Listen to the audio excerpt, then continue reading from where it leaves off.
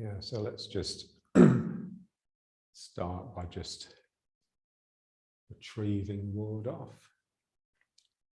Yeah. So the arm has to go forwards a little bit before it returns. And then just this feeling that it returns by itself. It's not as though I need to turn my waist back, because that is the track. It has momentum. That is the track. And it will just continue around the track. And this feeling that it takes me with it rather than me directing it forwards again. So here I turn it back and it continues around and then it takes me. So just very, very gentle. So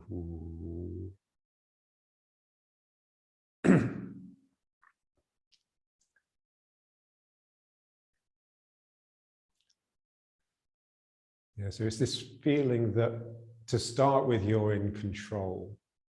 So to start with here, I'm in control, but then I let it draw something out of me, and it's got that feeling that like your heartstrings are being tugged here. Ooh, and it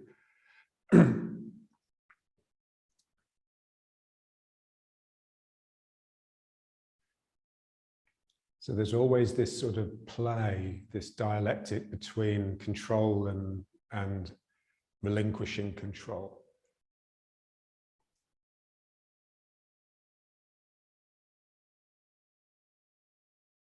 Because the part of us that controls, of course, is the ego. And so if we never relinquish it, then we never find out who we really are. Yeah? So I turn and it just goes around. And so it'll sort of go around big. It'll bigger than you want. And it will just tug something open inside you.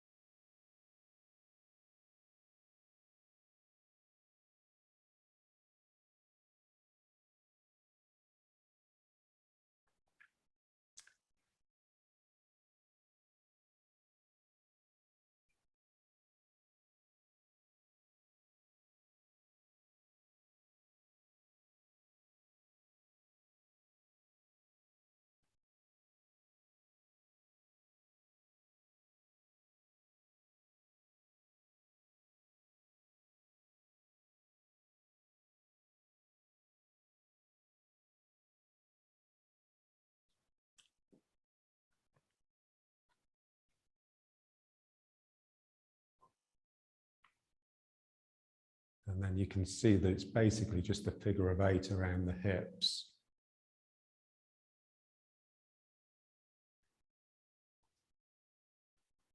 But this, you know, where does the top, how does the top hand get up there?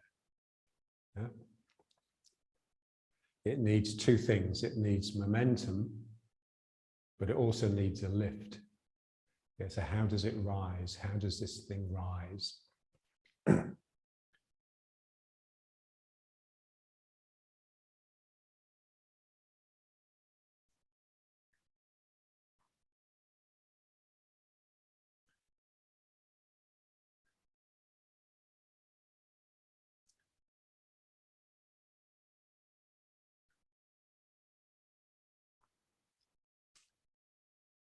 So it's like that lift is like an expression of the surprise of turning and encountering a new vista. Yeah, so somehow there's something new about this because I was facing over there and now here, ooh. Yeah, so that's the lift of spirit.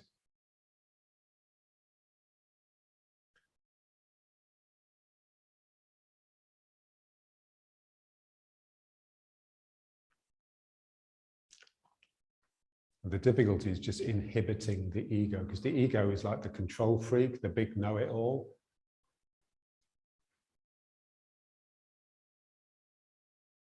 So its impulse is to name, categorize, judge, compare, measure.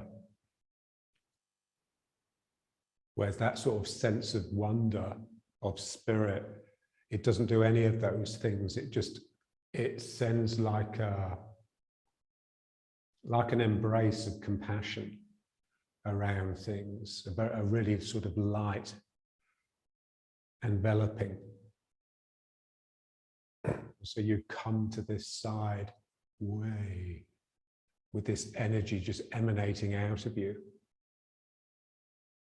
And that's really light. And so it will naturally just bring a slight lift into the arms if you let it.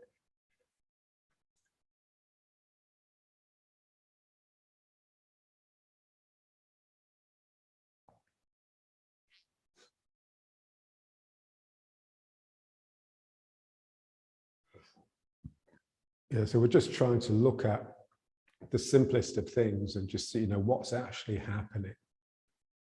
We're just like phenomenologists, really. You know, so where's it coming from? Where does it start? Yeah. So where does the lift that's going to happen here start? It actually starts here because it's from this foot. That foot is actually clutching the ground a little bit, and it's that pulls me round and allows the arms to, yeah. So something in me has to be prepared a little bit. And that's my root, yeah. So again, it's all happening from the ground, from the connection with the ground. And it happens quite soon. Happens before, as John would say, before you think, before you expect. So this foot is actually drawing me around. And so that's where that lift of spirit happens. And then with this foot.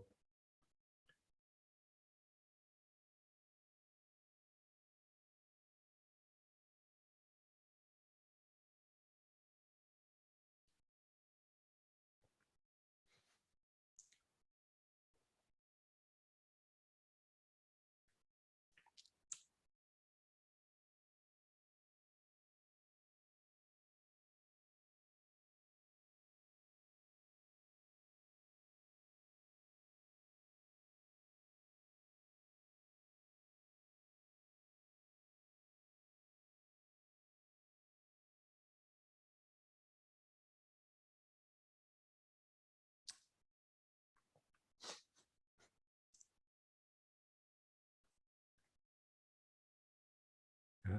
So unless you inhibit the ego, the world cannot draw responses of spirit from you. And getting, you know,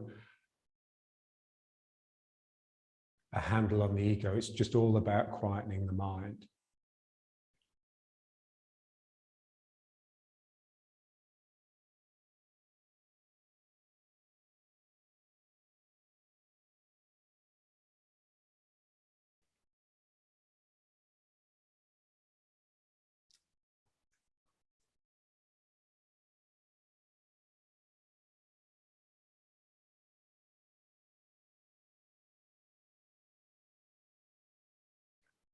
Okay, and then just let's bring it back to riding horse. So this should feel quite swollen now. So in one sense, it's like a circle, but in another, it's like a figure of 8, yeah? And the figure of 8, really, it's just a circle that's been twisted, yeah? So that there's a cross in the middle.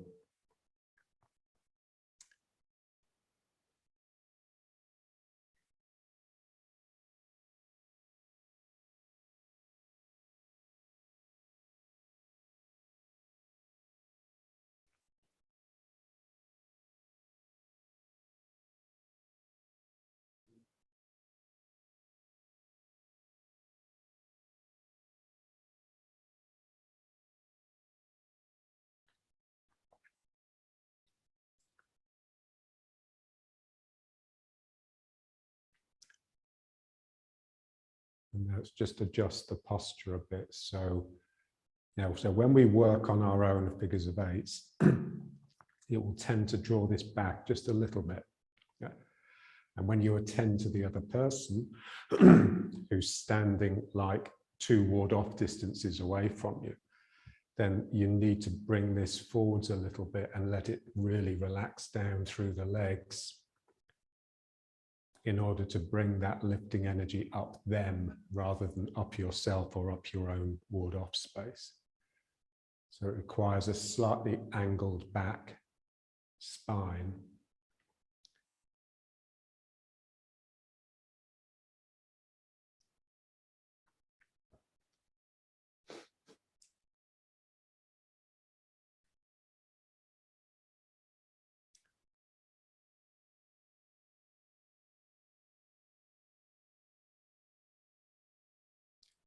So if I was concerned with what I was seeing, then I would tend to let the head lead, which would pull me forwards and cause a pressure down the thing that you're confronting. We don't want that. That would be like a heaviness. And the person will feel that as like a pressure.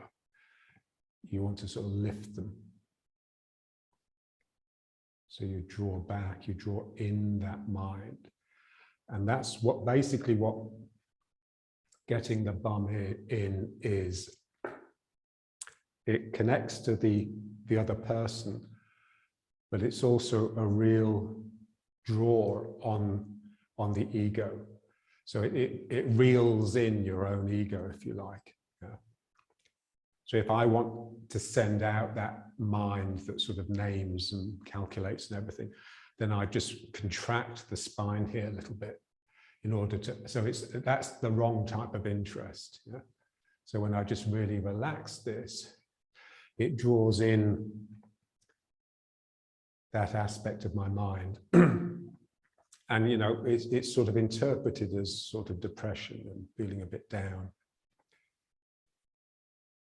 And it is, but it's a stage one has to go through before you can begin to feel the spirit, because the spirit is so fine and so delicate that any presence of ego will obliterate it or obliterate your ability to feel it.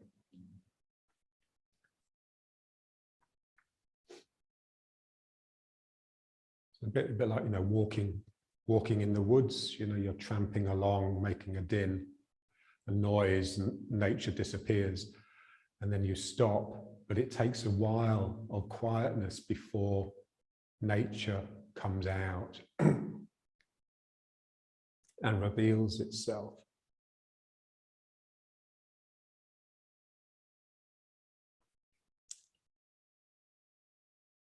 And then you realize that your quietness is not just allowing nature to reappear, it's drawing nature to you. it's attractive, it's eminently attractive.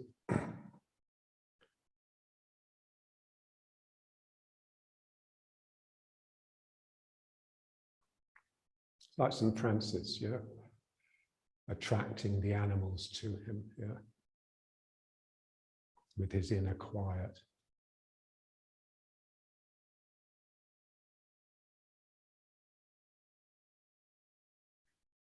Okay, so now let's just move side to side, but again from this foot, and just feeling. We want to feel the hip bones, which are really just two sort of ledges like this, as like arches that sort of come up and over, like flying buttresses, you know, on the cathedrals. Yeah. So normally the roof of the cathedral is so heavy, it would just push the walls out like this, because they don't want cross beams inside the cathedral because it just looks ugly. So they have these big sort of pillars either side with these flying buttresses across to redistribute some of the load. Yeah. And these buttresses, they're generally shaped like an arch. They don't need to be, because they could just be like a stick. Yeah? But the arch somehow gives that confidence of support. Yeah. And so when I pull the ground here, there's a sense that there's a slight lift as I move across. It's not just that I'm being pulled down to this point. There's something that travels up a little bit before it then travels down. And in a sense, you could interpret that slight lift as being that lift of spirit that actually, or the stimulus to that lift of spirit, the physical stimulus.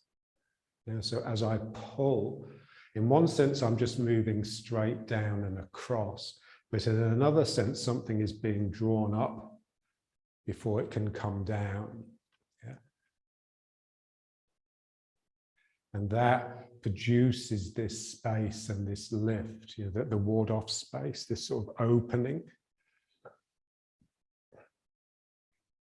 So I keep my weight here and I pull with that foot, and it sort of stretches this, and then I let my body go with it.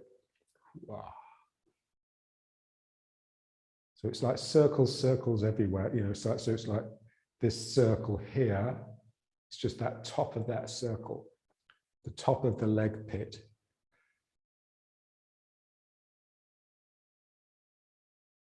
And whoa. And as soon as I stretch this, it does something here as well, because these are identical really. You know, the softness, the openness here and the openness here. And it's that brings the lift of spirit up when you're on your own.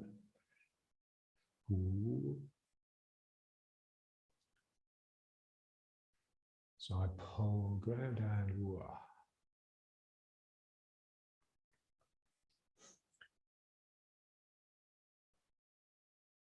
Yeah, so as you pull with the foot, just lift the heel. So feel the importance of lifting the heel. As soon as you take the heel off the ground, you're guaranteed that there'll be spirit present.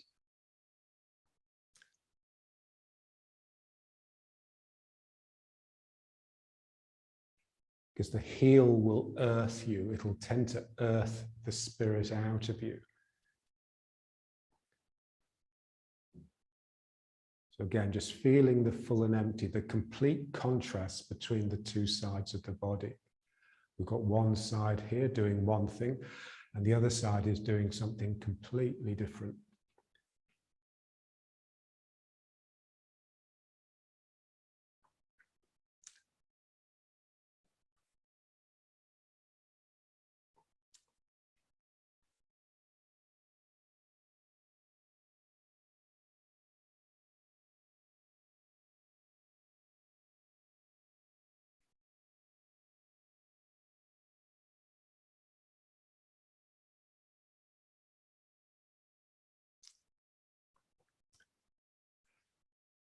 Yeah.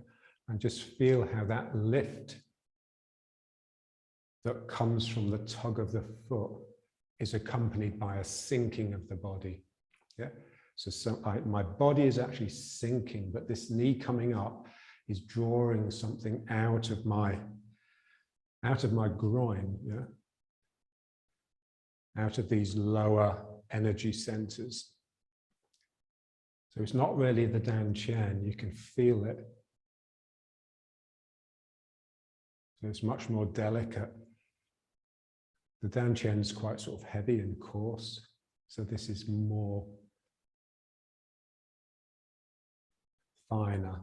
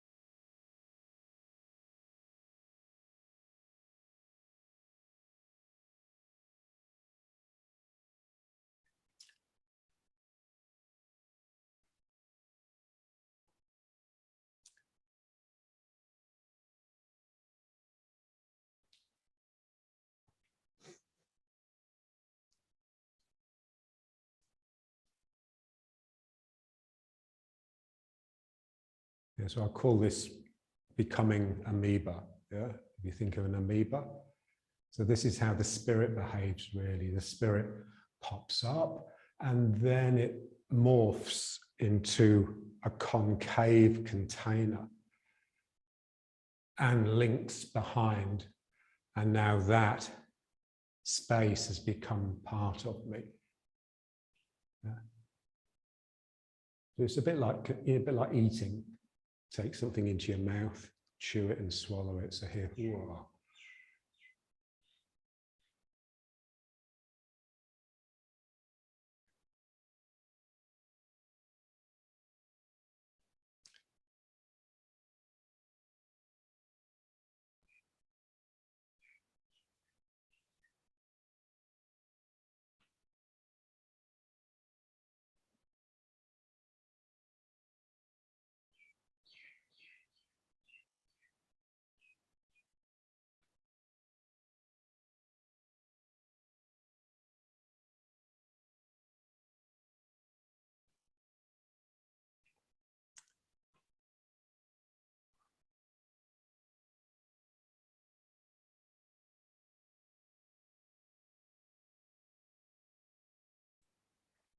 Okay, now let's bring it back to riding horse. And now feel these two circles here. It's like the two rollers are on the ringer, yeah? So they're revolving like this and just drawing energy in. But also here in the legs, so it's really important that these spaces here are empty, analogous to these. Yeah? Okay, now let's just go in and out. But again, just feeling as though you're opening, not for you to come out, but you're opening to let something in. You're opening up, and at the same time, you're hollowing your chest and sucking something in. And then here, you're just catching it. You're enveloping it. You're still breathing in on this stage, but you're breathing them in as well as the air. Yeah. So.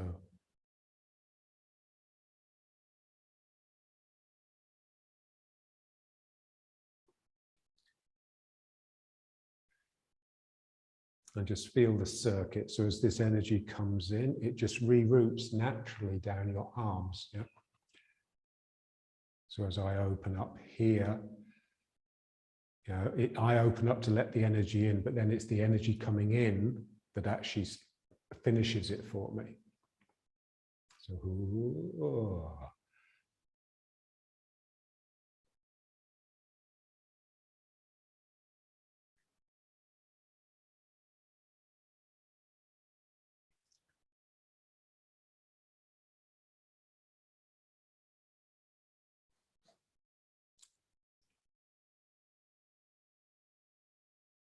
all the time, just trying to keep the sacrum and the tail relaxing down and the lower back with minimum curvature.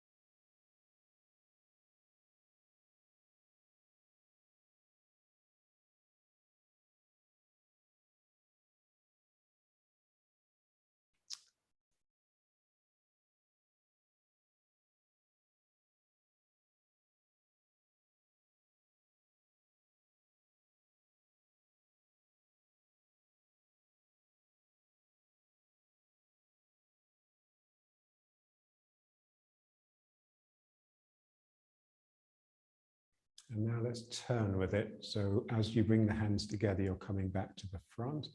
And then as you open up, you're just turning to the side. So you're opening to the sides and then closing to the front.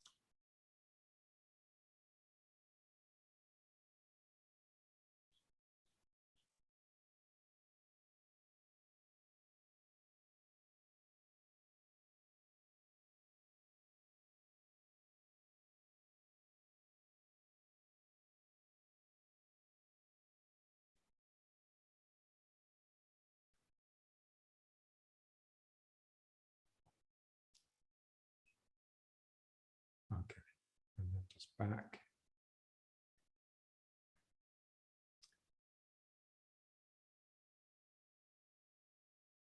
So just feel the sacrum, this triangular bone,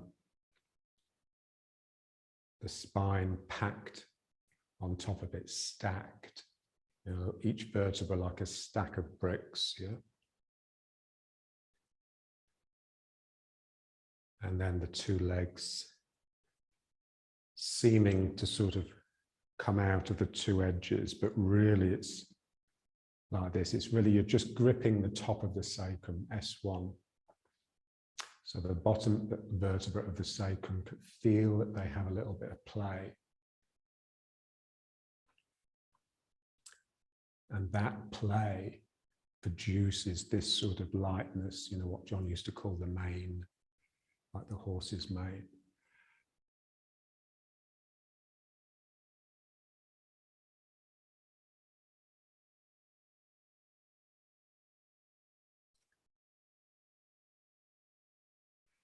And then like the two iliac crests, the bony bits here, they feel like they become very prominent.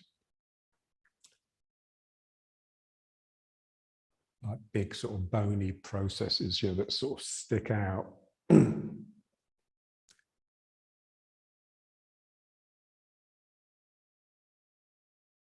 You sort of feel them most when you have a kid, you know, when you've got a kid and they just sit so naturally on your hip. Yeah, they're like little platforms, yeah.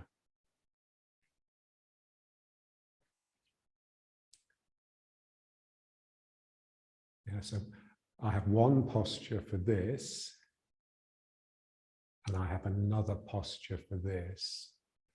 And they both need to be present at the same time, but because they're different, they're sort of slipping in and out. They sort of twine around each other.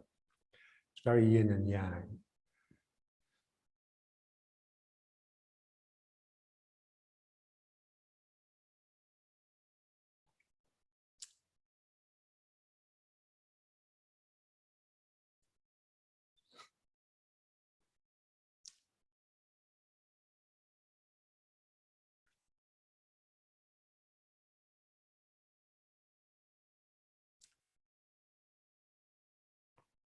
And just being in the process of sinking. Because without that, you need to bring tension into your posture to maintain a good posture. I've got this student, the ballet dancer, and she's very proud of her good posture, but it's so stiff, yeah. And it's quite interesting because as soon as she sort of hollows her chest, she just softens and just connects with the ground. But to her, it feels like she's lost her good posture. So she doesn't like it, you know, so it's just going to take time for her to understand that what she first interprets as bad is actually good.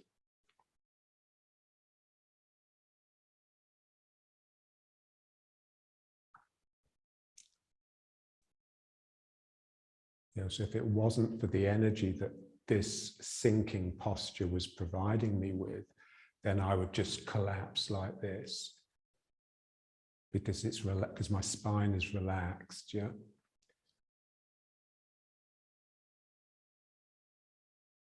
So it's the pump from the ground up that's actually like air. It's like blowing up a balloon, yeah.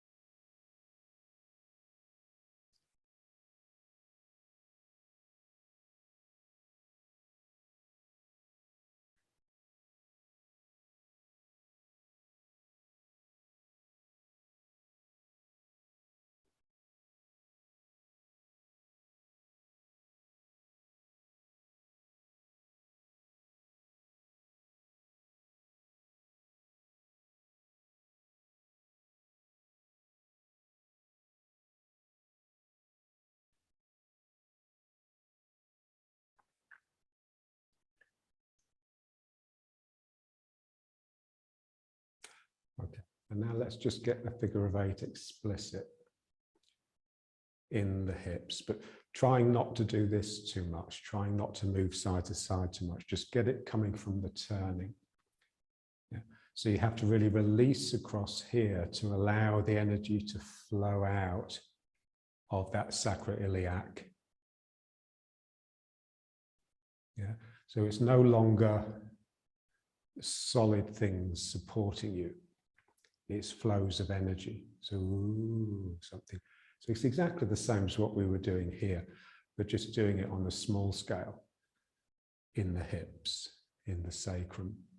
Wow. So how do I relax the sacroiliac to allow this, the same as, you know, what did I have to do with my arm to allow it to come out and just follow this natural trajectory? So it's same thing here. I have to let go in the sacroiliac, the same way I had to let go in the shoulder.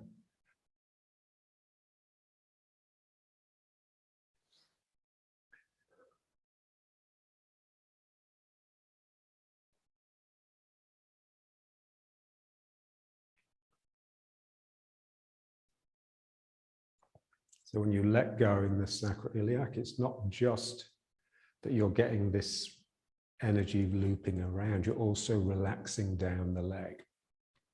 So you feel the ground differently. When you relax down the leg, the foot feels different on the ground.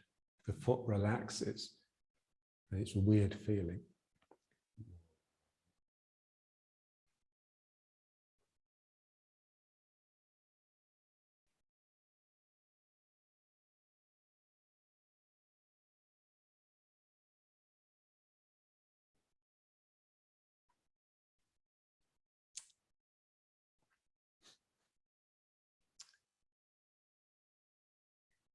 Yeah, we just have to make sure that the structures we work with come from the relaxation. Yeah, so the theory really is that if you impose the structure, then gradually you will relax into it, but it doesn't work. You really have to work on relaxing so that you know what the structure is, so you know it's there. So it's like encouraging a frightened child or something.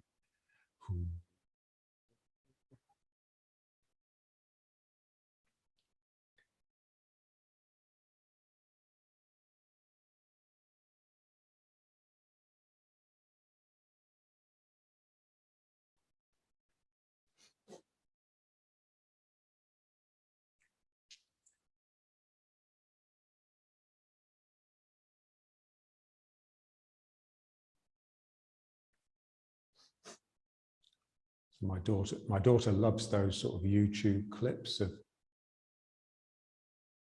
you know, where they find a sort of a dog that's been abandoned, living wild, and they bring it to the shelter and it's terrified. And it can take months of constant care and attention before that dog becomes a dog again. Yeah. And then when it does become a dog, it's completely forgotten the fear. It's like a complete transformation. Yeah. But that sort of care and attention that the helpers need to, like John used to say, only one message. You must provide only one message, that of love. Yeah? If you lose your temper and there's a slight unpleasantness, all the work that you've done will be reversed. Yeah. And so it's the same here, really. It's like just coaxing these old tensions to just realize that they're not necessary anymore. Yeah. And a lot of them have just been inherited from our parents. Yeah. So they're old.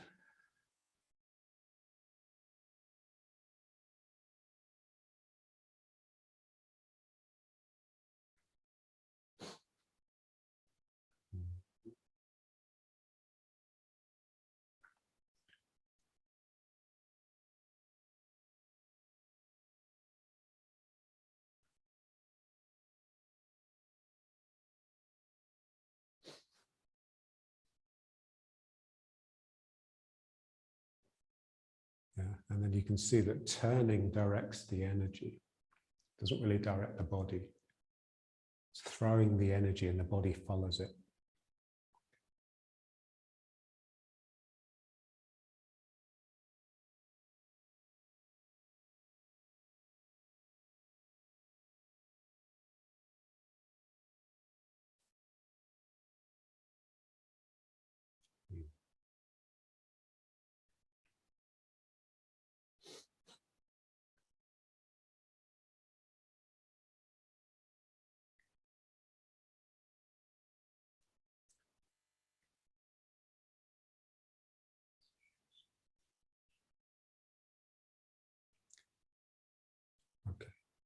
just back. Yeah, so now hopefully this doesn't feel quite so top heavy. Yeah, because we're so big in our arms and everything. And this is where our feeling and our mind tends to be, just trying to get some width and structure in the hips and the legs.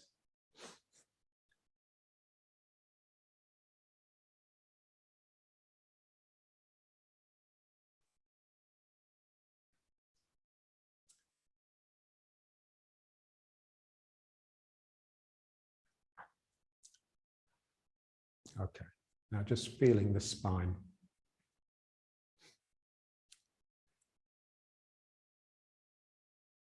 Yeah, so just imagine like a bundle of sticks, like rubbery sticks, yeah? And they're joined at the top and the bottom, so they sort of bow out like this all around.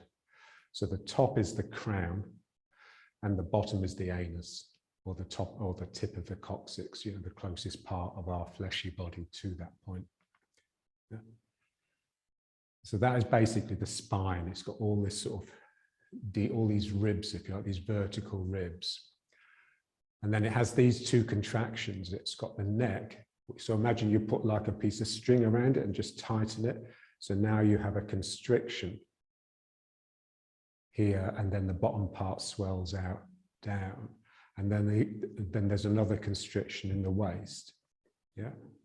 So you've got this shape that's like this, which is your spine.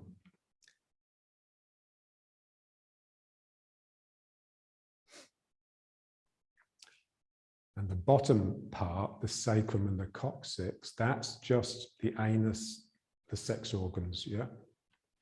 Which is like real power. Yeah? And the Dan Chen is like the bottom of the middle globe, if you like, and the heart is the top of it. Yeah? And then the top one joins at the neck. So the constriction is like the neck, and the constriction down here is the Dan Chen Min neck. And then this one contains the third eye and the crown.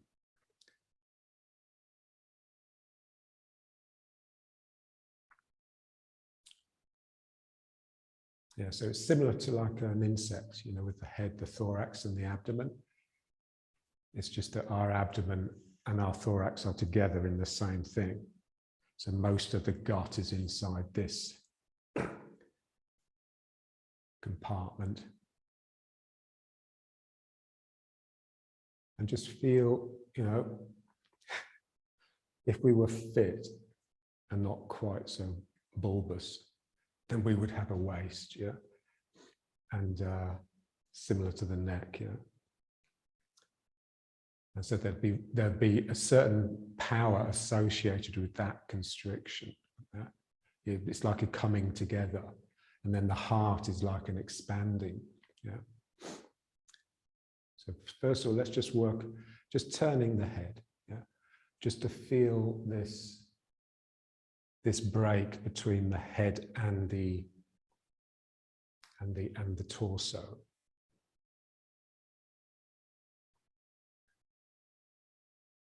Yeah, so the head can swivel on top of the shoulders.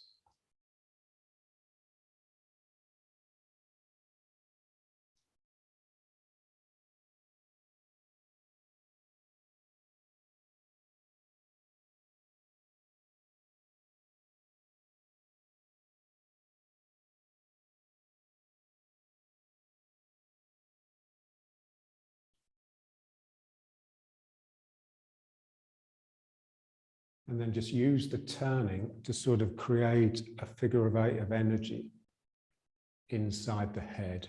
Yeah? So I'm turning this way, this energy is being thrown around, and then this way, and it's thrown back. Yeah? So the turning of the head is very similar to the turning of the waist when we were doing the arm figure of 8.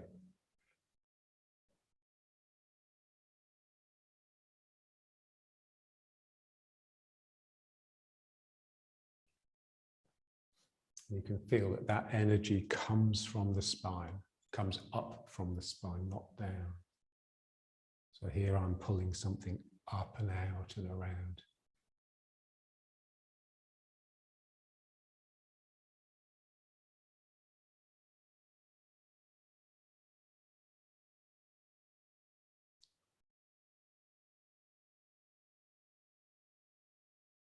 Yeah, so there's this figure of 8 in the head as well as the one in the chest and in the hips.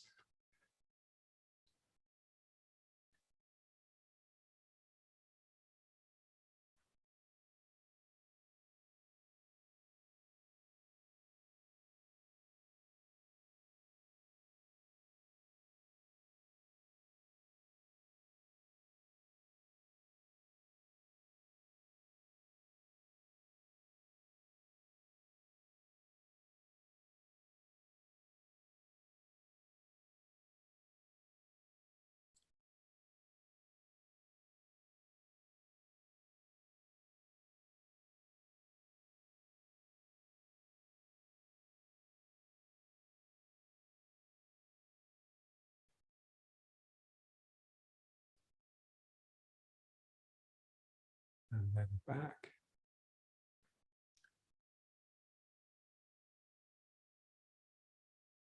So just feel that break here, and then just feel the power of the throat center.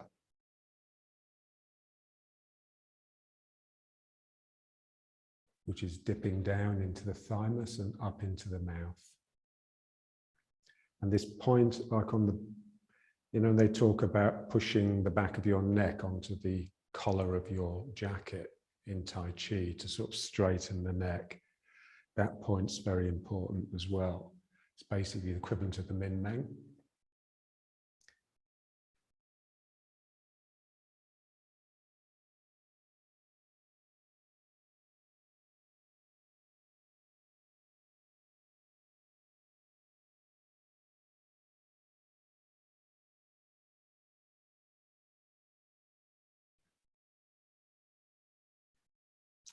And now let's try just working a bit on this one. So on what used to be our waists. I used to have a 28-inch waist when I was 21. Okay, so imagine like you're holding something here like a bar, yeah? And you just twist the hips without moving. So your upper body can't really move, but you can turn your hips either side, yeah? So you're getting a sense of a split here in the Min Meng Dan Qian, the same way we got a much clearer split in between the head and the shoulders. So just twisting, and just let your head go with that twist. Just feel how your head, it sort of wants to go with the hips. It doesn't really want to stay with the shoulders, yeah? So they both twist this way, and then they both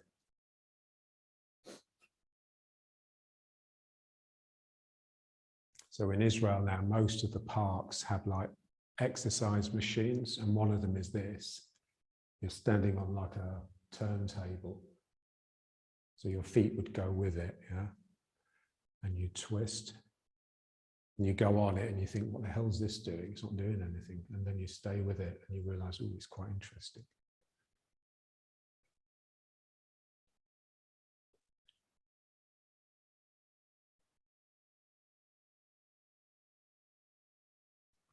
Again, just trying to relax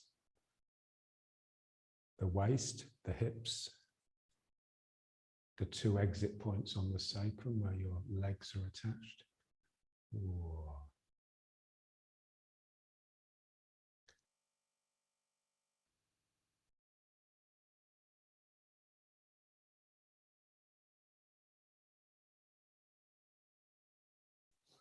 That's it.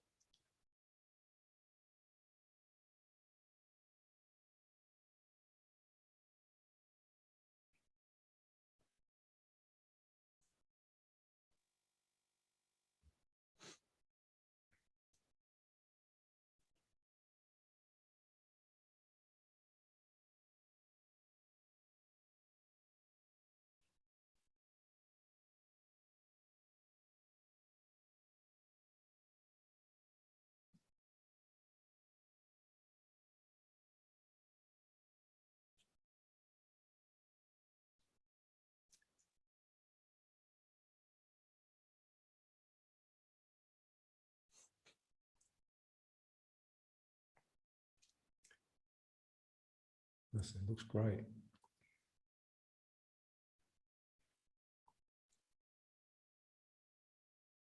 Yeah, so we'd like the hips, the waist one to be a little bit more flexible, a bit more like the head one, but we'd also like the head one to be a little less flexible in a way, in the sense that when you turn the head, you really feel the muscles. Yeah, so when you're turning the head, you can just give a little bit of resistance. You can just tense the muscles slightly so that it really has to work to turn. Yeah.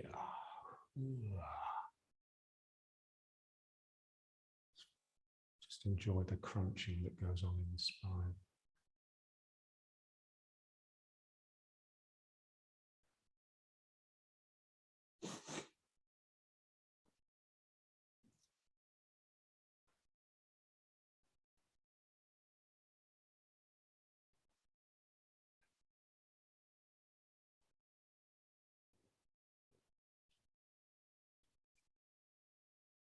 It's like you're wringing out your spine, you know, like wringing out a towel. Ooh, twisting one way with the shoulders and the other way with the hips. Ooh. And then you can let the head go the other way. So you can let the head be with the shoulders going against the hips. Sorry, this way. And then, ooh, so my shoulders are going this way, my hips are going this way.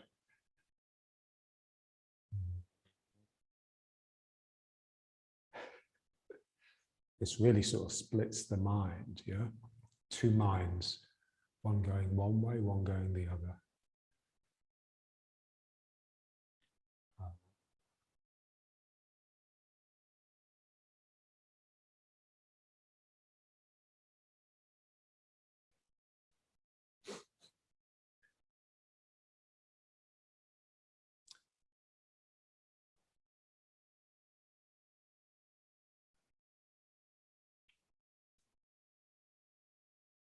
Yeah. So your shoulders are taking you one way and your hips are taking you the other, and the head is undecided.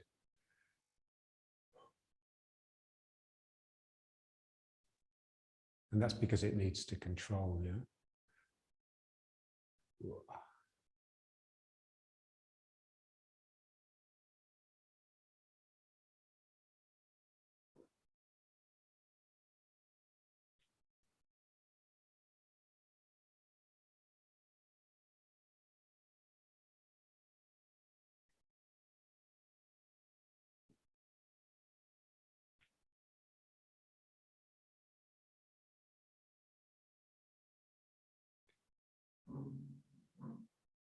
Okay, so let's bring it back.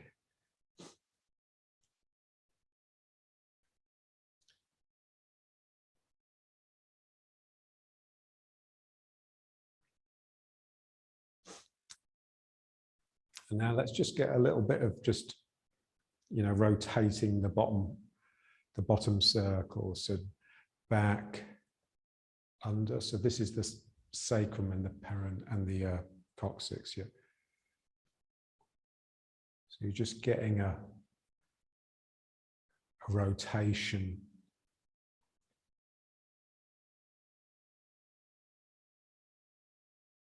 So as you come up, you have to stick the tail back because there's no time for it to go back really. Under, and then quickly back, and then under again.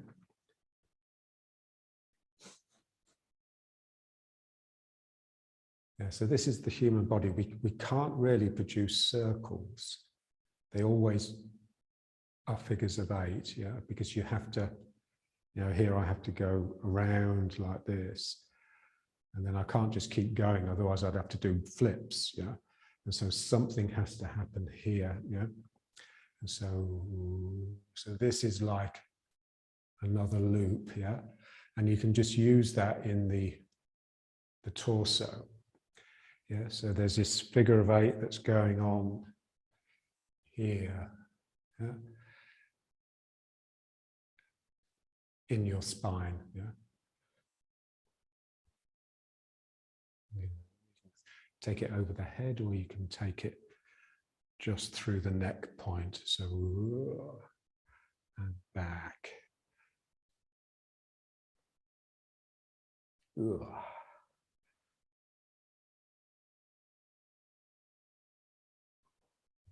out, tail under, tail, brought my tail into here and then just send it up the spine, down. We worked on these sort of figures of eights in the spine a lot in Blakeney when we were in the forest. Ooh.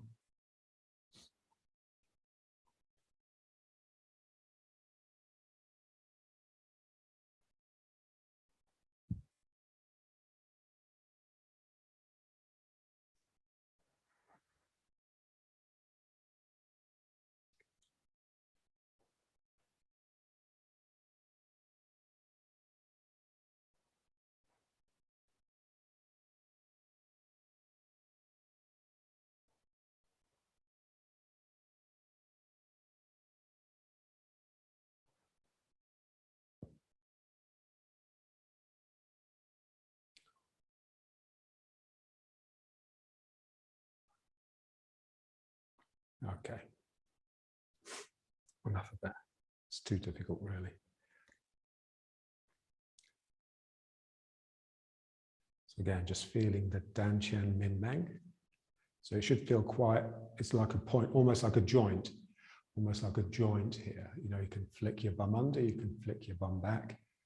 And it is a joint. You know, when you look at the skeleton, then the sacrum really sticks out and you can really see there's a sort of juncture at the base of the lumbar spine. The same way in the neck, yeah.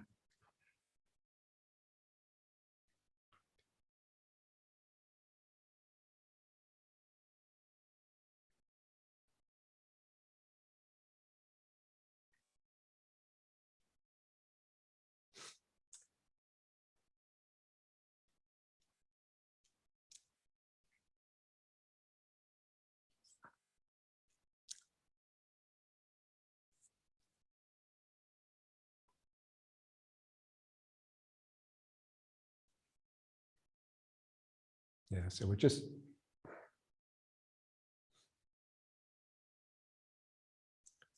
the quiet mind, the quieting mind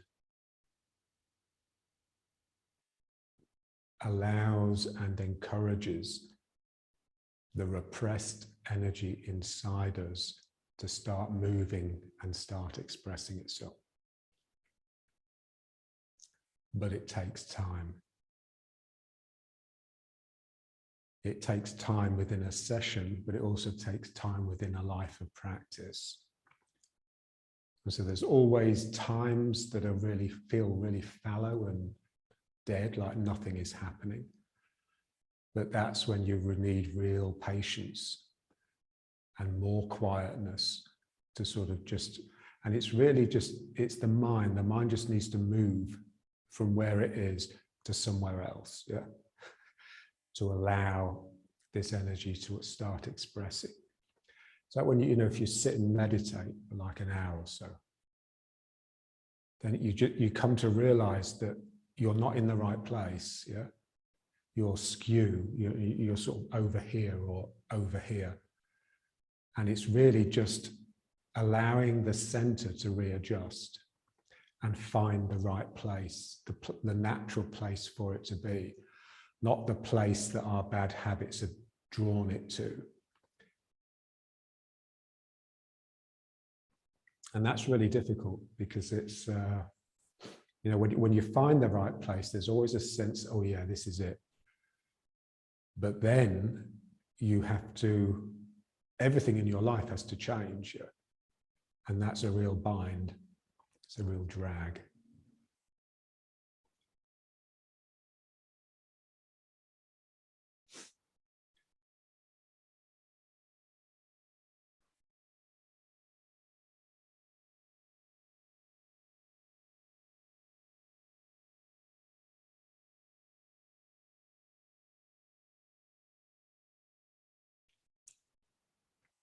Yeah, so you've got this figure of 8 here.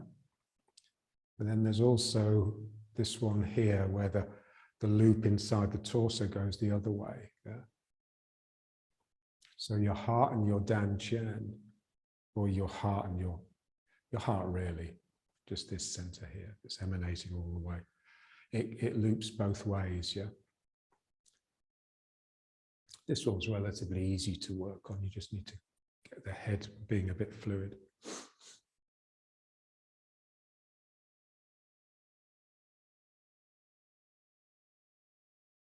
And just sinking into the posture, really opening here. Letting the spine really hang and feeling how that release to allow it just to drop really reels in your mind.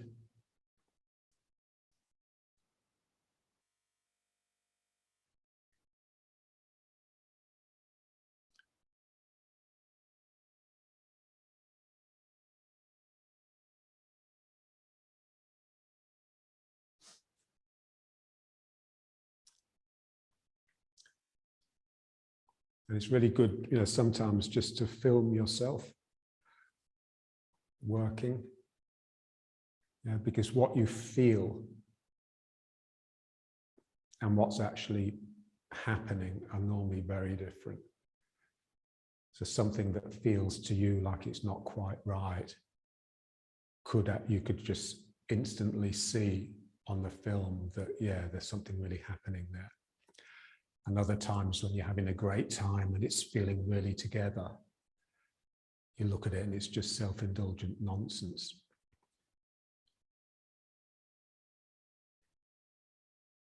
So when I was a musician, I could never understand why those occasions when I had a real difficult time, it just wasn't going according to plan. Those were the times that people would come up to me and say, wow, that was amazing.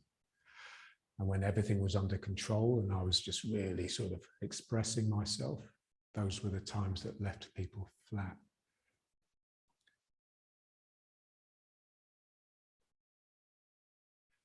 So it just takes decades to sort of slowly switch your allegiance from your ego to the deeper self.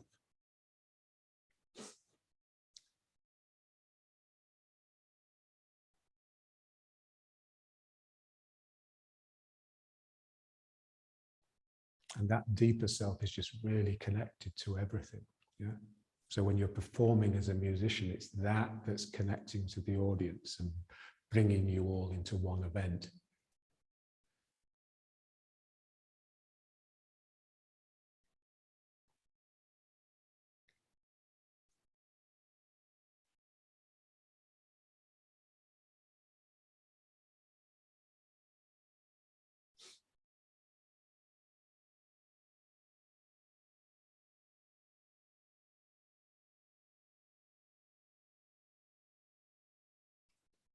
Okay, so let's bring it back. So just attention posture should feel exactly the same. You're just not quite so sort of planted. I mean, the trouble is with being rooted is it takes time to bring the root up. So John always used to say people with natural roots are slow.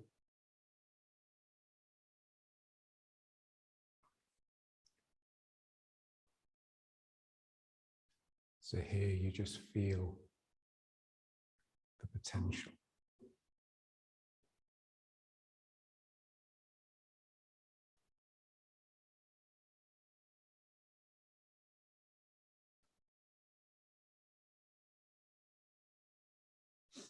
Okay, great. So let's leave it there.